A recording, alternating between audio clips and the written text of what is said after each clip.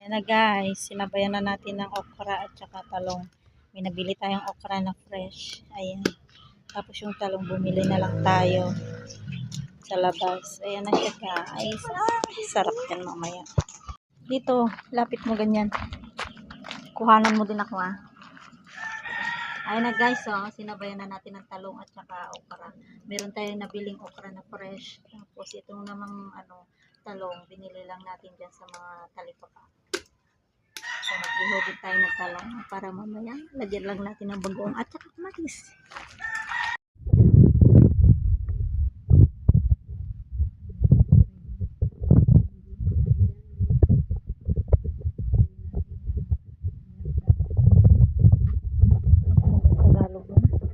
Tayo guys.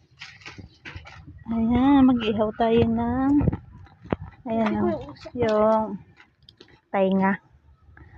Sisisig natin.